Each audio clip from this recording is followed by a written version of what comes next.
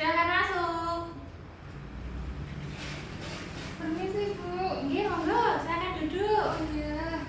Ibunya ya. Selamat pagi, Bu. Perkenalkan, saya Bidantika yang bertugas di Klinik ST pada pagi hari ini. Sebelumnya, ada yang bisa dibantu? Bu, saya tuh kan habis lahiran ya. Hmm. Mau KB.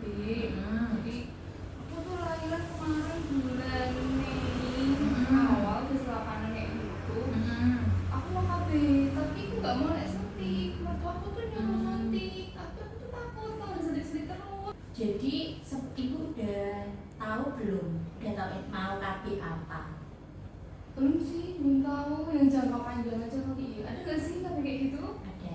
Oh iya, sebelumnya saya mau memberitahu kalau informasi yang Ibu sampaikan pada pagi hari ini itu bersifat rahasia, jadi tidak akan tersebar kemanapun. Saya akan jaga rahasia.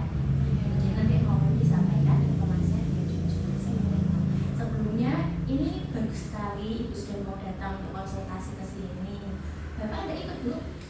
Tadi tuh diantar suami sebenarnya, cuma karena suami kerja kayak gitu. Oh iya, tapi suami udah setuju ya? Oh untuk masalah udah. Jadi kalau suami sih terserah aku sih nanti mau apa. Jadi sebelumnya saya informasikan ke Ibu bahwasanya KB Ibu kan pengen jadi KB yang lama ya, intinya itu. Iya. Kalau bisa kayak 15 tahun itu ada nggak? 15 tahun. Iya Bu. Kenapa, Mbak? Soalnya aku tuh trauma gitu loh buat lahiran tuh dijari-jari itu aku takut sakit soalnya. Oh iya, jadi Mbak siapa namanya Mbak? Namanya Gisma Bu. Oh iya, saya datang dulu ya Mbak Gisma. Nama suaminya siapa? Ada bakti. Ade Bakti ya. Iya. Tanggal lahirnya juga Tanggal lahirnya 12 Oktober 12 Oktober tahun 1999 ya. Pendidikan terakhir juga SMA. SMA, suami SMA juga.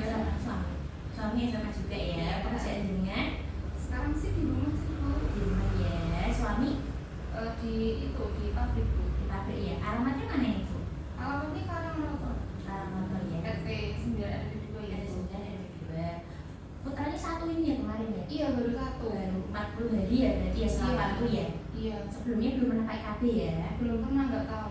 Berarti ini menstruasi terakhirnya ini lagi mensi tadi bilangnya. Red flag sih Bu. Oh, berarti udah berapa hari? Udah berapa ya 3 harian ini mungkin Bu? Oh, 3 harian. Sekarang kan tanggal 8 berarti mulainya sekitar tanggal 5 ya? Iya. Tanggal 5 deh. Berarti ini Mbak sebelumnya pernah berbulan bukan? Enggak. Enggak. Enggak sekali. Masih menyusui ya? Masih menyusui? Ada riwayat sakit kuning enggak? Enggak. Ada riwayat sakit bunda? Enggak. Ada riwayat darah selain nifas ya? Selain nifas sama menstruasi Oh. perdarahan itu dari jalan lahirnya yang nggak tahu sebabnya? Enggak sih Bu. Cuma Enggak. darah nifas aja yang banyak gitu. Pemutihan lama itu pernah nggak? Enggak. Ada riwayat tumor, kanker payudara? Enggak. Nggak ada ya? Pernah ada riwayat penyakit lain? Enggak ada sih Bu. Aman-aman aja sih saya. Ya sehat aja ya. Baik. Nah ini tadi kan sudah saya tanya-tanya ya, khususnya juga Mbak Isma sudah menyampaikan apa penyakit KB-nya yang seperti apa. Nah ini sekarang saya mau menunjukkan Mbak Isma, ini adalah namanya roda clock ya. Roda clock ada di HP kebetulan ini. Jadi roda clock ini adalah alat bantu untuk menentukan KB-KB apa saja. Jadi nggak cuma satu, ada beberapa KB yang bisa dipakai sama Mbak Isma. Nah ini kan sekarang Mbak Isma itu kan masih menyusui ya, habis bersalin. Iya. Oke. Dan sudah 40 hari yang lalu atau 6 minggu. Jadi sebenarnya KB yang bisa dipakai dan aman itu ada ini Mbak, pil provinsi itu pil yang 1 hormon, kemudian suntik 3 bulan, terus implan susu. Nah di situ ada IUD yang hormon maupun yang non hormon gitu. Terus sama tuberkulosis ini yang baru ya.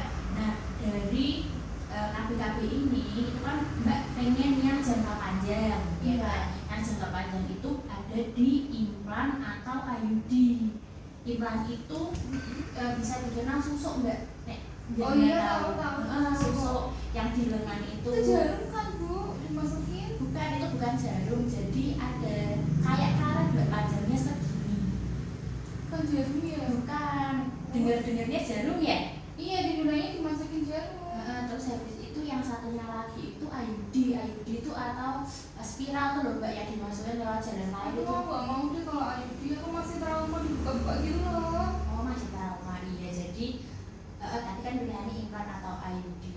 Jadi Mbak Gisma mau dijelasin dua-duanya, implan IUD apa mau langsung kita fokus ke implan aja ya? Implan aja deh coba, karena aku nggak mau IUD. Oh iya, karena masih trauma ya, masih trauma Iya. ya.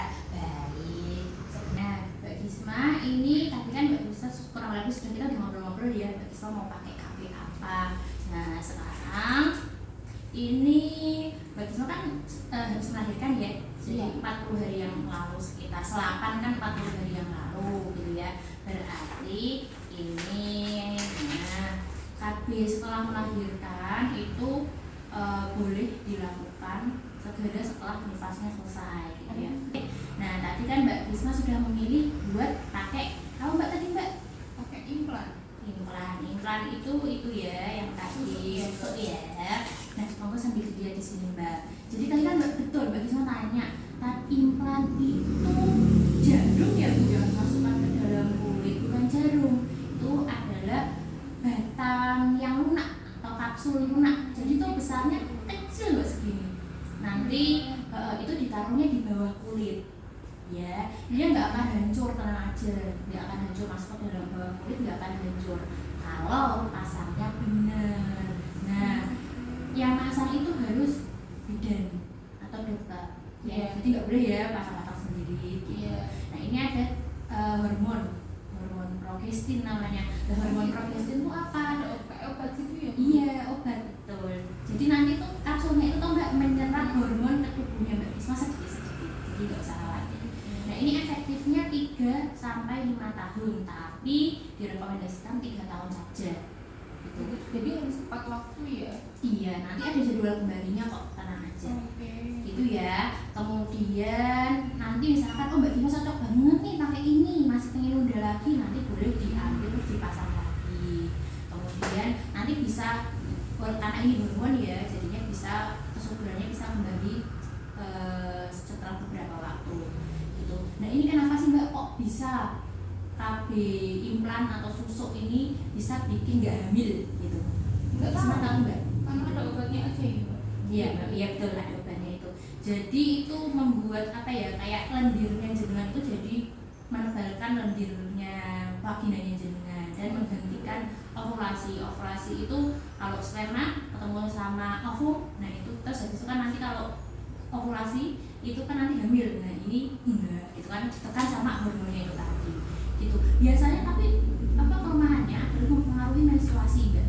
Mempengaruhi headnya jenengan. Itu gimana Bu? Ya nanti ada penjelasannya lagi. Ini kan yang tidak bisa menggunakan implan. Ini kayaknya di antara ini semua Mbak Gisma tidak ada ya. Tadi sudah kita tanya-tanya. Menyusui kurang dari 6 minggu atau mungkin hamil. Terus habis itu pernah terkena kanker payudara, penyakit hati berat, minum obat TB, infeksi jamur atau anti kejang, perdarahan gitu dari jalan lahir. Kenapa tadi saya tanya ada ya? Betul Mbak. Nah kemudian ini kemungkinan efek samping. Jadi nggak semua iya, nggak semua enggak. Kemungkinannya gitu loh. Jadi sebagian besar efeknya itu nggak berbahaya, bukan tanda-tanda suatu penyakit. Kadang-kadang ibu tuh sok bilang, mana jadi penyakit, mana jadi penyakit. Padahal sebenarnya enggak, itu efek sampingnya. Biasanya bercak tuh berarti ngeflek. Nah, pintar bener. Ngeflek itu atau haid ringan namanya lah ya. Terus bisa juga haidnya nggak teratur, mensnya nggak teratur atau nggak mens sama sekali. Nanti kalau misalkan nggak mens sama sekali nggak apa-apa ya. Iya. Karena tadi kenapa? Karena tadi itu hormonnya menekan ovulasi, jadinya jenengan jadi nggak matang gitu loh Mbak sel telurnya kayak gitu. Jadinya nggak mens. Nah, terus bisa juga sakit kepala, terus itu rahimnya besar, terus pusing, nyeri payudara, gelisah atau mual-mual, itu juga jarang terjadi sih, tapi bisa jadi terjadi gitu ya.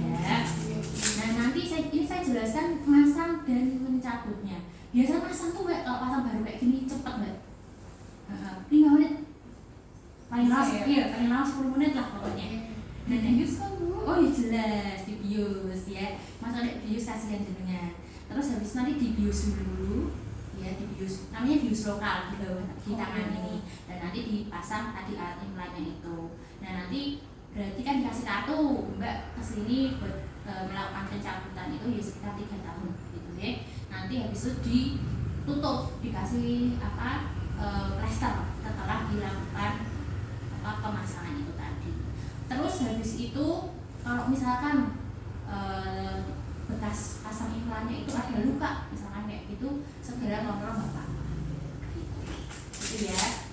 Nah ini kapan sih bisa mulai pakai implan atau susuk? Bisa kapan saja sebetulnya, selama yakin gak hamil. Kalau Mbak kan udah habis nifas, udah mens juga 3 hari, itu kan sudah pasti dipastikan tidak hamil gitu ya. Nanti setelah pasang ini, tapi Mbak Bisma memang harus ditunda dulu untuk berhubungannya. Iya, sekarang kan kebetulan lagi masih mens ya. Iya sih. Nanti 7 hari, sekitar 7 hari. Dan selama 7 hari itu kalau bisa sih memang nggak berhubungan ya. Tapi kalau misalkan kalaupun mau berhubungan, pakai alat bantu kondom dulu. Oke, iya soalnya nggak bisa ngelarang ya, nggak boleh berhubungan, nanti nggak salah ya. Jadi kalau misalnya mau berhubungan, pakai kondom dulu, gitu deh. Terus yang perlu diingat, nanti kan dikasih kartu, jadi jangan sampai lupa. Nanti 10 tahun nggak bisa cabut gitu. Karena itu kan alat ya atau benda asing, jadi memang harus kalau bisa diambil gitu ya. Kemudian Mbak Gisma setelah pasang itu kan nanti dikasih plester ya Mbak ya, dikasih plester. Terus habis itu nanti kunjungan pulangnya berarti kontrol kesini 3 hari. Tapi kalau misalkan sebelum 3 hari kok lukanya nanan apa mau keluar darah lagi, nanti monggo boleh kontrol lebih cepat. Nah Mbak Gisma sekarang kalau misalkan Mbak Gisma sudah mantap nih ya mau pasang susuk atau implan, nanti bisa dibantu untuk tanda tangan namanya eval consent atau surat persetujuan tindakan medis. Nanti saya kasih suratnya buat ditandatangani, karena suaminya sudah setuju juga nanti ditandatangani aja seperti itu. Dan nanti kalau misalkan Mbak Gisma sudah dipasang, kan kontrolnya 3 hari lah. Selama 3 hari itu kalau bisa jangan kena air dulu, walaupun sudah dikasih plester anti air sih, tapi kalau misalkan nanti lembab-lembab kayak gitu nanti dikontrolkan aja. Tapi kalau sebelum 3 hari kok ada bengkak atau misalkan kemerahan atau kok saya rasa ada yang keluar ya batang implannya, itu nanti boleh kontrol lebih cepat gitu. Itu ya Mbak ya. Ada yang mau ditanyakan nggak sejauh ini? Enggak ada sih Bu, langsung pasang aja bisa nggak Bu? Udah paham ya? Iya. Udah nggak sabar ya mau pasang AB? Iya, soalnya bener-bener nggak mau